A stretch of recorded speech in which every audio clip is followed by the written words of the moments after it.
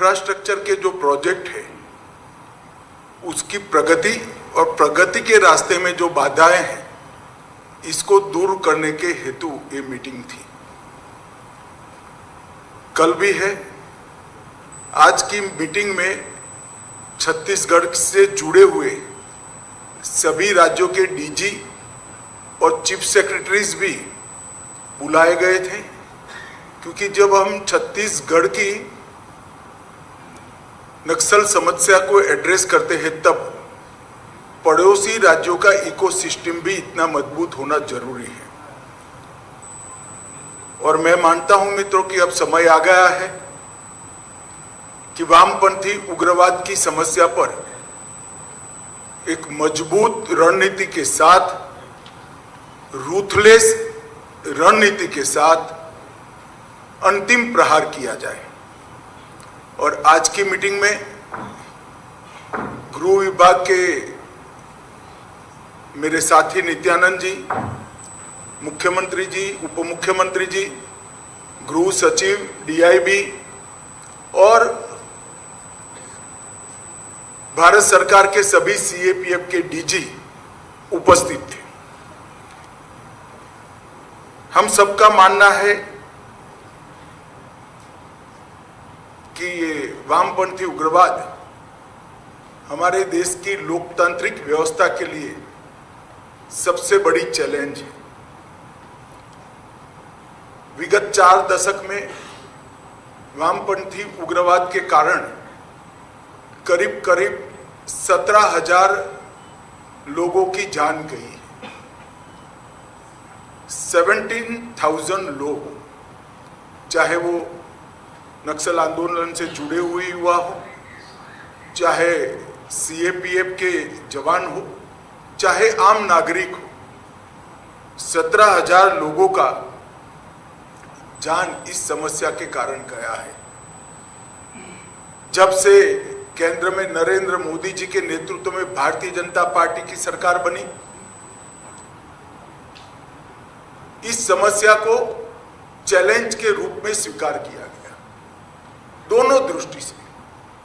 एक तो जिनके हाथ में हथियार है उनको हथियार छुड़ाने का प्रयास करना, और नहीं छोड़ते हैं तो उनको एंगेज करना। और दूसरा, एक क्षेत्र में विकास का जो अभाव दिखाई पड़ता था, व्यक्तिगत विकास, गांव का विकास और क्षेत्र के विकास, ये 3 लिंब में ये पूरे क्षेत्र को विकास की दिशा में पूरे देश के अनुरूप एक स्तर पर लाना।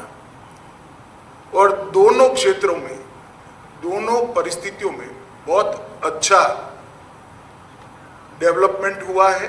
मैं डिटेल आपको बाद में बताता हूं, परंतु आज भारत सरकार बस्तर से बीजापुर और दंतेवाड़ा से लेकर धमतरी तक पूरे क्षेत्र के विकास के लिए कटिबद्ध है और उसको वामपंथी उग्रवाद से मुक्त कराने के लिए भी कटिबद्ध है। कई अचीवमेंट हुए। 2022 में एक साल ऐसा आया कि जिसमें 4 दशक में पहली बार मृत्यु की संख्या 100 से नीचे गई। 2014 से 24 तक सबसे कम वामपंथी उग्रवादियों द्वारा की गई घटनाएं दर्ज की गई। टॉप 14 नक्सली लीडर्स को न्यूट्रलाइज किया गया है। इसके अलावे हमने वामपंथी उग्रवाद की जगह, इसकी विचारधारा की जगह विकास का विश्वास लोगों में जनरेट करने में भी हमने सफलता प्राप्त की है। हमने 2 उद्देश्यों से काम किया। पहला, नक्सल प्रभावित क्षेत्रों में रूल ऑफ लॉ एस्टैब्लिश करने के लिए प्रयास करना, और दूसरा, जो विनाश सर्जित हुआ था, इसके कारण सर्जित हुई विकास की खाई को भरकर विकसित क्षेत्र बनाना। और मुझे हर्ष है कि कई राज्य 2019 से लेकर 24 तक नक्सल प्रभावित क्षेत्र के नाम से तमगे से मुक्त हुए हैं। बिहार, झारखंड, उड़ीसा, आंध्र प्रदेश, तेलंगाना, मध्य प्रदेश और कमोबेश महाराष्ट्र भी, ये सारे राज्य महाराष्ट्र का एक जिला छोड़कर नक्सल समस्या से मुक्त हुआ है। मैं मानता हूं कि ये भारत सरकार का बहुत बड़ा अचीवमेंट है। मित्रों, एक प्रकार से इसकी आंकड़ों का विहंगावलोकन करें तो 2004 से 14 तक 16,463 घटनाएं हुई थी और 14 से 24 तक 7,744 हुई है, तो 53% घटनाओं की कमी आई। नागरिकों और सुरक्षा बलों की मृत्यु में पहले 10 साल में 6617 सुरक्षा कर्मियों और नागरिक मृत्यु हुआ था। अब उसमें 70% कमी होकर 2004 तक ये आंकड़ा सीमित करने में हमें सफलता मिली है। इसी तरह से सुरक्षा बलों की मृत्यु में 73% की कमी और नागरिकों की मृत्यु में 69% की कमी आई है। मुझे विश्वास है कि हमारी लड़ाई अंतिम चरण में पहुंची है और हम देश को 2026 मार्च तक पूर्णतया नक्सल समस्या से मुक्त कर पाएंगे। मित्रों, हिंसा के रिपोर्ट करने वाले जिले 2010 में 96 थे, 11 जिले नए बने, तो एक प्रकार से 107 जिले थे। उससे कम होकर अब 42 तक सिमट गए हैं। थानों की संख्या 456 थी, 456। 100 थाने नए सृजित हुए, तो 565 में से अब थानों की संख्या 171 तक सीमित हुई है। 2010 के अधिकतम मृत्यु स्तर 1005 से घटकर 2023 में 138 तक सीमित हुआ है। 2019 से अब तक 277 CAPF के नए कैंप बनाए गए। उस दृष्टि से सिक्योरिटी वैक्यूम को भरने का काम किया गया। NIA में एक अलग वर्टिकल में 90 मामले दर्ज किए गए, 64 आरोप पत्र किए गए और वामपंथी उग्रवाद के फाइनेंस की टोटल इकोसिस्टम को इस पर करारा प्रहार करने का काम भारत सरकार की एजेंसियों ने किया है। इसमें ED ने भी बहुत बड़ा रोल निभाया है।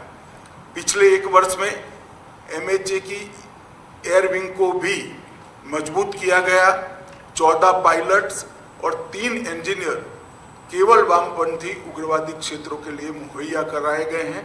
हेलीकॉप्टर की संख्या अलग है। छत्तीसगढ़ में नई सरकार आने के बाद मैं मुख्यमंत्री जी, उप मुख्यमंत्री और गृह मंत्री को हृदय पूर्वक बधाई देना चाहता हूं कि इन्होंने बड़ी शिद्दत से दोनों मोर्चों में बहुत अच्छा काम किया है। टोटल देश की बात करें जिसमें 90% हिस्सा छत्तीसगढ़ का है, 179 वामपंथी उग्रवादियों को न्यूट्रलाइज करने का काम 1 अगस्त महीने तक हुआ है। 559 लोगों को गिरफ्तार किया गया, 540 ने आत्मसमर्पण किया है, 46 नए स्पेशल फोर्सेस के कैंप एस्टैब्लिश किए गए। इससे भी सिक्योरिटी वैक्यूम बहुत बड़ी मात्रा में भरा है। और हिडमा के गांव में हमारा गृह मंत्री जाकर गांव वालों से बात कर कर उनको आधार कार्ड और आयुष्मान भारत का कार्ड देता है, तो दिल्ली में बैठकर बहुत संतोष होता है। ये सारे पैरामीटर्स जो मैंने बताए हैं, ये सारे पैरामीटर्स में अब तक के वामपंथी उग्रवादी विचारधारा के खिलाफ लड़ाई में सबसे अच्छा प्रदर्शन अगस्त महीना होने के बावजूद भी इस वर्ष में हम कर पाए हैं। प्रधानमंत्री जी की स्ट्रेटेजी के कारण 4 दशकों के बाद एमपी के चांदा मेटा गांव में पहली बार इस लोकसभा में मताधिकार का प्रयोग हुआ और सुकमा के 6 गांव ऐसे हैं जिसमें पहली बार 4 दशक के बाद आदिवासी भाई बहनों ने मताधिकार का उपयोग किया। मैं मानता हूं कि एक प्रकार से ये सिक्योरिटी फोर्सेस की विजय है, लोकतंत्र की विजय है। आज हमारे सीएपीएफ के जवान वामपंथी उग्रवादियों का सामना करने के साथ साथ विकास के कामों की भी निगरानी कर रहे हैं और 100% सैचुरेशन में सीएपीएफ और छत्तीसगढ़ प्रशासन के डिस्ट्रिक्ट कलेक्टर और एसपी का भी बहुत बड़ा रोल है। भारत सरकार ने पूरे सभी राज्यों के वामपंथी क्षेत्र के इंफ्रास्ट्रक्चर को बढ़ावा कर देने के लिए ढेर सारे काम किए हैं। पिछले 10 सालों में 21,400 करोड़ रुपया और 15,300 टेलीफोन टावर लगाने की योजना रखकर इस पूरे क्षेत्र में जो कनेक्टिविटी का प्रॉब्लम है, जो आज के ज़माने में बड़ा महत्वपूर्ण है, इसको रिजॉल्व करने का काम भारत सरकार ने किया है। सड़क संपर्क के लिए 21,000 करोड़ रुपया की लागत से टोटल 17,500 किलोमीटर की सड़कों को अप्रूव किया गया। उसमें से 11,500 किलोमीटर की सड़कों को समाप्त करने का काम भी भारत सरकार ने किया है। फाइनेंशियल इंक्लूजन के लिए 25 सर्वाधिक प्रभावित जिलों में 2,796 2796 बैंक की शाखाएं और 2,061 एटीएम खोले गए। 32,294 बैंकिंग कॉरेस्पोंडेंट को रजिस्टर्ड किया गया और हर 3 किलोमीटर एक डाकघर, ये सूत्र को चरितार्थ करते हुए 4903 नए डाकघर खोले जा चुके हैं। एक प्रकार से इस क्षेत्र में पहली बार बैंक, एटीएम, पोस्ट ऑफिस ये पहुंचना शुरू हुआ है। कौशल विकास के लिए 48 आईटीआई खोलने का लक्ष्य रखा था, उसमें से 46 खोल दिए गए हैं। 61 कौशल विकास केंद्र एसडीसीएस स्वीकृत किए थे, उसमें से 49 बन चुके हैं और बाकी के 11 पाइपलाइन में है। तो एक प्रकार से 100% सिद्धि कौशल विकास के लिए भी मिली है। शिक्षा के लिए भी ढेर सारा काम किया है। पिछले 4 वर्ष में 165 एकलव्य विद्यालय खुले और 40 वर्षों में 38 खुले थे। इसकी कंपैरिजन में 4 वर्ष में 165 विद्यालय खुले हैं, 11 केंद्रीय विद्यालय और 4 नवोदय विद्यालय खुले हैं। आज की मीटिंग में छत्तीसगढ़ के मुख्यमंत्री जी ने कुछ फैसले भी लिए हैं जो वामपंथी उग्रवाद के लंबे समय के प्रभाव के कारण निरक्षर रह गए हैं, चाहे उनकी एज कोई भी हो। इनको साक्षर बनाने के लिए छत्तीसगढ़ सरकार और भारत सरकार का गृह मंत्रालय एक अभियान चलाएगा, ये तय हुआ है। तेंदुपत्ता की खरीदी में आमूलचूर हम परिवर्तन भी करेंगे और इसके साथ साथ एनआईए के तर्ज पर एसआईए बनाकर जो शुरुआत की है, इसको और स्ट्रेंथी कर हम जो 2 सिद्धि का प्रमाण है उसको भी बढ़ाएंगे। इसके साथ साथ एक नए लुक के साथ सरेंडर पॉलिसी को भी छत्तीसगढ़ सरकार 1-2 महीने में भी घोषणा करेगी। मेरा सभी वामपंथी उग्रवाद में लिप्त हो या जुड़े हो सभी युवाओं से अपील है कि भारत सरकार इस क्षेत्र के विकास के लिए कटिबद्ध है। भारत सरकार आपके विकास के लिए कटिबद्ध है, आपके परिवार के विकास के लिए कटिबद्ध है। नई सरेंडर पॉलिसी को आप अच्छा प्रतिसाद दीजिए, हथियार छोड़िए और मोदी जी के नेतृत्व में जो विकास का एक रथ चला है, एक नया युग का आगाज हुआ है, इसको आप सभी मजबूती दीजिए।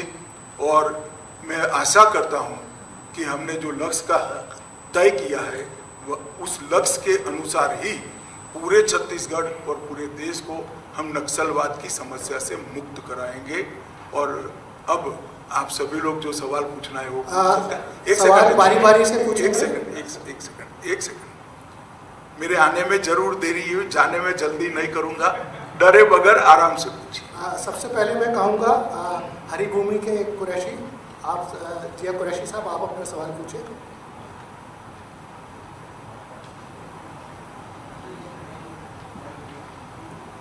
छत्तीसगढ़ में शाह साहब के नेतृत्व में सरकार बनने के बाद नक्सल क्षेत्र में काफ़ी काम हुआ है, बहुत सारी मुठभेड़ हुई है और नक्सलियों को बैकफुट पर ढकेलने का काम भी हुआ है।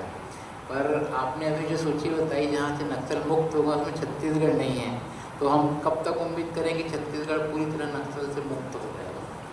जी जरूर होगा, मैंने बता ही दिया भाई। आप पूछना चाहते थे, बताइए भाई, बताइए। सर आपने वो छत्तीसगढ़ की बात की, नक्सल एरिया में जो विकास काम हो रहे हैं और सुरक्षा बल जो काम कर रहे हैं, लेकिन इनका इकोसिस्टम बहुत बड़ा है और अर्बन नक्सल जो हैं वो पूरे देश में फैले हैं और जो इनको समर्थन दे रहे हैं उनके खिलाफ कार्रवाई के लिए क्या कुछ हो रहा है? देखिए, हम सिर्फ कार्यवाही में विश्वास नहीं करते हैं।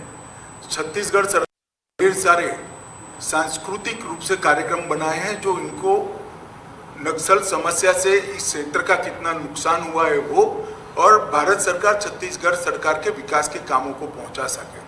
मैंने तो आपके सामने ही सबको कहा कि आप आइए, नए युग के साथ जुड़िए। अब जो नहीं ही जुड़ते हैं इनके खिलाफ कार्यवाही तो जरूर होगी। खड़े हो जाओ साहू। अलग अलग राज्यों के साथ आपने मीटिंग की सर, तो क्या माना जाए आने वाले दिनों में अलग अलग राज्यों जो है संयुक्त रूप से कार्रवाई करेंगे, उस पर जोर दिया जाएगा क्या? ज्वाइंट टास्क फोर्स 3 राज्यों का, कहीं 2 राज्यों का, जहां जैसा जंक्शन है वो बनाया गया है। सूचना के आदान प्रदान का खाका भी मजबूत किया गया है और भारत सरकार की एजेंसियां सभी राज्यों के बीच में कोऑर्डिनेशन का भी काम कर रही है और ज्वाइंट टास्क फोर्स के बहुत अच्छे परिणाम हमें मिले हैं। एक मिनट खड़े हो गए भैया, बैठ जाओ, मैं कर रहा हूँ। सर मेरा नाम शिवम है, मैं BSTV का पत्रकार हूँ। यहाँ पे समस्या ये होती है कि नक्सल भी बातचीत करने के लिए पहल करते हैं और सरकार भी चाहती है कि उनसे बात करें, तो क्या आज की मीटिंग के बाद वो बात करने की पहल खत्म हो जाएगी, सीधे उन पर अटैक किया जाएगा? किसके पर अटैक किया जाए? मतलब नक्सलवाद के ऊपर अटैक किया जाए? अरे हो ही रहा है भैया, मैं तो अपील करता हूँ किसी पर अटैक न करना पड़े, आप आइए, साथ दीजिए। अटैक तो हो ही रहा है।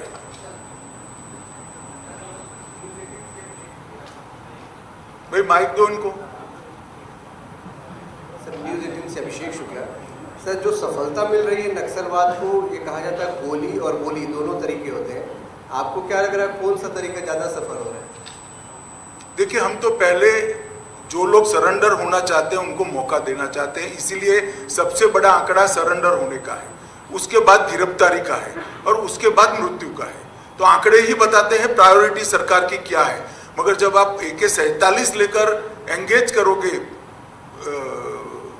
सिक्योरिटी फोर्सेस को और गांवों को, तो इसके लिए तो हमारे पास और कोई रास्ता नहीं है। सर इधर अरे भाई माइक लेकर बोलो ना। सर, ये जो टारगेट हमने मार्च 2026 का रखा है सर, इंडिया को नक्सल फ्री करने का, क्या एक रियलिस्टिक टारगेट है और इसमें अभी क्या हर्डल्स अभी आज की डेट में है सर? देखिए, हर्डल मैं बीच में साझा करना नहीं चाहूँगा, बहुत सारे हर्डल थे मगर 5 साल में काफ़ी हर्डल से मुक्त किया गया है।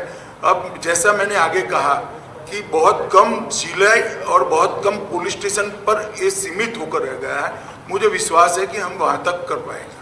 जब सर मैं राजेश मिश्रा बोल रहा हूँ IBC 24 से, जब नक्सल ऑपरेशन होता है, आप लोगों को सफलता मिलती है, तो विपक्षी पार्टी द्वारा ये आरोप लगाया जाता है कि फर्जी मुठभेड़ है। तो इसको रोकने के लिए आप क्या मानते हो, फर्जी मुठभेड़ है? नहीं, मैं तो मानता नहीं हूँ। बस तो फिर काहे को सवाल पूछ रहे हो, उनको बोलने दो। विपक्षियों को किस तरह से जवाब? देखिए, कांग्रेस का काम कर रही है, हम हमारा काम करें। कांग्रेस की सरकार थी, यहाँ पर नक्सल मूवमेंट को एक प्रकार से सारे अभियान स्लो हो गए थे।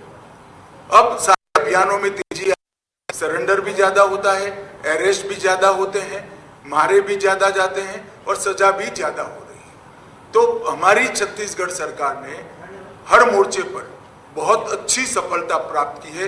न केवल ऑपरेशन में और सरेंडर में, विकास के कामों में भी तेजी बहुत आई है। सर, इसी से जुड़ा सवाल है कि पिछले 5 साल में भूपेश की सरकार थी छत्तीसगढ़ में, तो आपकी ये भाजपा की सरकार आते ही जो कार्रवाई पिछले 8 महीने में हुई वो पिछले अन्य वर्षों की तुलना में बहुत कम संख्या थी। तो अक्सर ये माना जाता रहा था कि केंद्र और राज्य का समन्वय नहीं हो पाता, ये आरोप भी लगते रहे। इसको आप किस तरह से देखते हैं? मेरा ऐसा कोई आरोप नहीं है, आप इसमें राजनीति मत डालिए।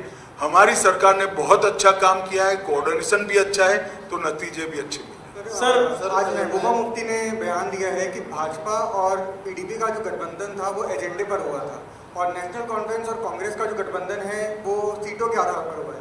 तो उनके इस बयान के बाद किस महबूबा मुफ्ती ने कहा है आज, नहीं, नेशनल कॉन्फ्रेंस और कांग्रेस का बयान, नेशनल कॉन्फ्रेंस और कांग्रेस का जो गठबंधन है वो सीटों के आधार पर हुआ है और भाजपा और पीडीपी का जब गठबंधन हुआ था वो एजेंडे के आधार पर हुआ था। तो अब उनके बयान से क्या ये माने कि अगर जम्मू कश्मीर में जरूरत पड़ती है तो भाजपा पीडीपी के साथ गठबंधन करेगी? नहीं, हमने ऐसी कोई बात न करी की नहीं है और जहां तक मैं समझता हूं उन्होंने भी नहीं करी। सर, मेरा नाम एक मिनट भाई, गृहमंत्री जी, एक मिनट बैठ जाओ, गृहमंत्री जी, एक मिनट बैठ जाओ। सबसे पहले नक्सलवाद के सवाल समाप्त हो, उसमें हाथ कम खड़े होते थे। पॉलिटिकल सवाल एक आया, उसमें 50 हाथ खड़े हो गए। पहले नक्सलवाद से जुड़े हुए सवाल। सर, नक्सल से सवाल। सर, मेरा नाम वैभव है, लड्डूराम.com से हूँ मैं। सर, नक्सल प्रभावित क्षेत्र के जो स्थानीय लोग हैं, रोजगार को लेकर क्या कार्य योजना है? और विपक्ष की तरफ से ये बहुत प्रचारित किया गया है कि नगरनार स्टील प्लांट का निजीकरण किया जा रहा है, इसमें कितनी सच्चाई है? सर देखिए, जहाँ तक रोजगार का सवाल है, मैंने कहा, शायद आपका ध्यान नहीं रहा कि कितने हमने स्किल डेवलपमेंट के काम किए, कितने रोजगारी की ट्रेनिंग के लिए बड़े इंस्टीट्यूट खोले हैं, उसी से तो रोजगार आता है। स्किल रोजगार का जहाँ तक सवाल है, इस क्षेत्र के अंदर स्किलिंग के लिए और आईटीआई के लिए कोई काम ही नहीं हुआ है। गृहमंत्री जी, मेरा प्रश्न हो गया भैया, बैठ जाओ। गृहमंत्री जी, मेरा प्रश्न, मेरा नाम चित्रा पटेल है, मैं सच बता का पत्रकार हूँ। लगातार बस्तर में बस्तरिया बटालियन के मांग की गठन की मांग रही है, क्या इस पर विचार कर रही है सरकार? देखिए, बटालियन का नाम क्या होगा, कैसे होगा, वो तो सीएपीएफ निर्णय करेंगे, परंतु इस क्षेत्र से हम विशेष भर्ती जरूर करेंगे जिससे यहाँ के युवाओं को सीआरपीएफ और स्टेट के अंदर परमानेंट जॉब दिया जाए। मैं पीयूष मिश्रा एपीएन न्यूज से हूँ। सर, मेरा आपसे सवाल है, आपने कहा कि रूटलेस पॉलिसी के हिसाब से नक्सलवाद के खात्मे की ओर अब सरकार जाएगी, पहली चीज। दूसरी चीज, आपने वहाँ पे रोजगार के अवसर की बात की, तो विपक्ष ये कह रहा है कि नगरनार का निजीकरण, नगरनार प्लांट जो बस्तर में है उसका निजीकरण मोदी सरकार करने जा रही है। तो ये दोनों चीजों में अंतर क्या है? मुझे लगता है कि चुनाव के वक्त काफी स्पष्टता हो गई है। दोनों चीजों में सिर्फ एक स्टील प्लांट से रोजगारी नहीं मिलती है भैया, कई सारे रोजगारी के एवेन्यूज होते हैं। आप थोड़ी ना स्टील प्लांट में काम करते हो, आपका भी है रोजगार। सर मैं दीपक विश्वकर्मा हूँ, इंडिया न्यूज से। सर, एक सवाल है, जो अभी तक उपलब्धियां मिली हैं नक्सलवाद के ऊपर, जो छत्तीसगढ़ के लोकल लड़ाके हैं, डीआरजी के जो जवान हैं, उनकी कैजुअलिटी कम होती है, उनको उपलब्धि ज़्यादा मिलती है, लेकिन इसके इतर यदि देखा जाए दूसरी फोर्सेज हैं सर, वहाँ कैजुअलिटी ज़्यादा होती है। तो क्या माना जाए ये अब आगे लीड करेंगे? कुछ मानने की जरूरत नहीं, सभी सिक्योरिटी को एक साथ एक ब्रैकेट में रखकर देखो आप।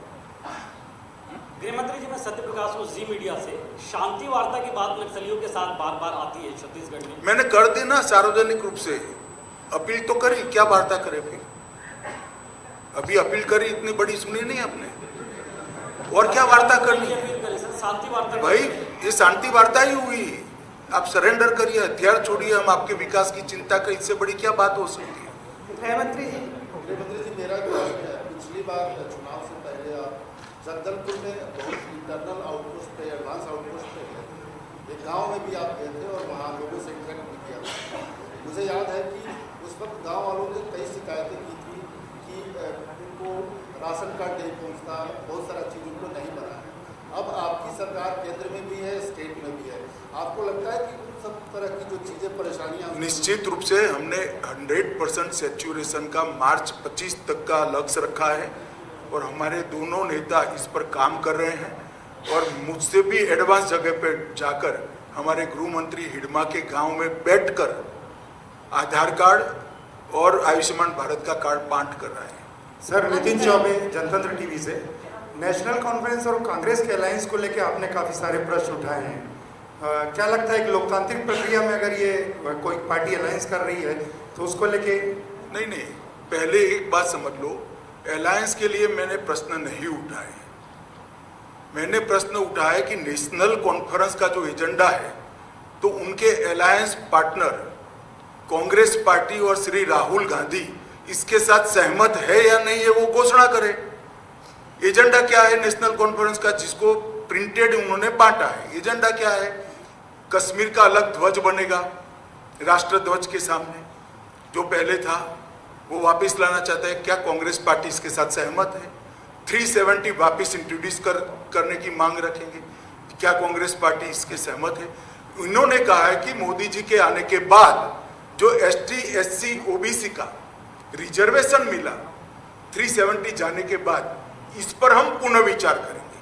तो कांग्रेस पार्टी ने यह स्पष्टता करी है कि जम्मू कश्मीर में से ST SC OBC के रिजर्वेशन को समाप्ति की जो बात है, इससे कांग्रेस पार्टी और राहुल गांधी सहमत है या नहीं है? क्योंकि कांग्रेस पार्टी का पुराना इतिहास है, OBC के रिजर्वेशन को इतने सालों तक केवल और केवल कांग्रेस पार्टी ने ही लटका कर रखा। तो इस विषय पर स्पष्टता करना बहुत जरूरी है, इसलिए मैंने कल 10 सवाल पूछे। सर, गृहमंत्री जी, कश्मीर से जुड़ा सवाल है मेरा। नहीं, अब हो गया भाई, वामपंथी उग्रवाद पर आ जाओ। सर नमस्कार, मैं हिंदी खबर से निशा द्विवेदी हूँ। मेरा सवाल है आपसे कि सर, भाजपा लगातार ये कह रही थी कि आरोप लगा रही थी कि कांग्रेस की भूपेश बघेल सरकार जो है वो लगातार नक्सल उन्मूलन को छोड़कर नक्सलियों की जड़ें मजबूत करने के लिए छत्तीसगढ़ में उन्हें खुली छूट दे रखी थी। क्या आपको भी ऐसा लगता है, और अगर हाँ तो ऐसा क्यों है सर? इसमें मैं कुछ राजनीति करना नहीं चाहता। आप दोनों समय के 8-8 महीने के आंकड़े को कंपेयर करिए और आप खुद अंदाजा लगाइए। Sir, Amit Pandey, news 18 India से हूँ। सर, क्या नक्सलियों का मूवमेंट अक्रॉस द स्टेट, जैसे जैसे फोर्सेस आगे बढ़ रही हैं, नक्सलियों क्या एक प्रदेश से दूसरे प्रदेश तक वो मूव करने की कोशिश कर रहे हैं? अगर नहीं, इसीलिए हमने छत्तीसगढ़ की 6 बाजू में जो 6 प्रदेश है सभी को आज बुलाया था। उनके DGP भी अब ऑन बोर्ड है, इनके चीफ सेक्रेटरी भी ऑन बोर्ड है। सर, मैं आशीष तिवारी, न्यूज़ 24 से। राज्य के गृह के गाँव होकर कोई आगे कोई पॉसिबिलिटी है कि आप भी उस क्षेत्र में जाएं? एक आधार वो न जाए तो मैं जरूर जाऊं। वो जा रहे हैं, मुझे ले जाएंगे तो मैं भी जाऊंगा। गृहमंत्री जी, मेरा एक सवाल है। मेरा नाम प्रकाश होता। मेरा एक सवाल है, अभी पता चला कि बस्तर में माओवादियों ने बंकर बनाया था, वो आपके संज्ञान में होगा, और इतिहास के पन्ने पलटाए तो हम लोग उनका एनटीटी से भी संबंध और बाकी अंतर्राष्ट्रीय संस्था पाताल में भी छुप जाए, जिसके हाथ में हथियार है इसको न्यूट्रलाइज किया जाए। चलो सर, मेरा नाम हो गया भैया। बंकर क्या होता है, मैं पाताल तक कह रहा हूँ। सर, मेरा सवाल ये था, अभी भी उनका कोई अंतर्राष्ट्रीय स्तर पे किसी और संस्था के साथ लिंक का वो एजेंसियों पर छोड़ दो भैया। जहां पर भी छुपेंगे हम न्यूट्रलाइज करेंगे। जो हथियार नहीं छोड़ेंगे, जो सरेंडर करेंगे, उनका स्वागत है। वो रिहेबिलिटेशन पॉलिसी में इनको इंक्लूड करें। सर, मैं कौशल स्वर्णवेलू, दैनिक भास्कर से। आपने कहा कि आत्मसमर्पण नीति जल्द बनने वाली है, तो क्या सर इसमें जो दूसरे राज्य के जो नक्सली छत्तीसगढ़ में सक्रिय हैं वो यहाँ पर आत्मसमर्पण करेंगे तो क्या उनको भी उसका लाभ मिलेगा? जरूर, वो राज्य का अभिप्राय लेकर उनको भी सरेंडर पॉलिसी के तहत लिया जाएगा। सर, मैं सुखनंदन बंजारे। सर, आपने जो लक्ष्य दिया है मार्च 26 का, तो क्या ये माना जाए अब सेना नक्सलियों को खात्मे के लिए बस्तर में उतरेगी? ना जी,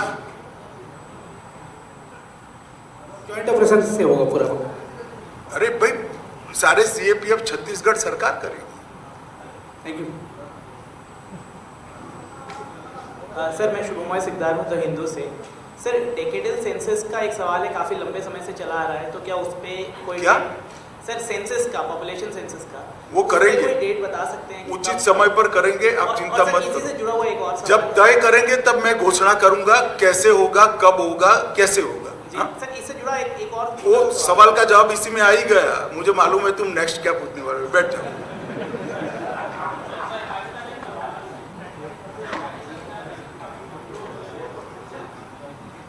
सर सहकारी संस्थाएं जो गाँव में जो काफ़ी मजबूत स्थिति में रहा करती थी, अभी काफ़ी कमज़ोर हो गई हैं, उसको दोबारा से मजबूत करने के लिए सरकार क्या काम कर रही है? जी, इसमें कल हमने मुख्यमंत्री जी के साथ और सहकारिता मंत्री के साथ अलग बैठक भी रखा है और छत्तीसगढ़ सरकार उसके बाद छत्तीसगढ़ सरकार की नई सहकारिता नीति की भी घोषणा करेगी।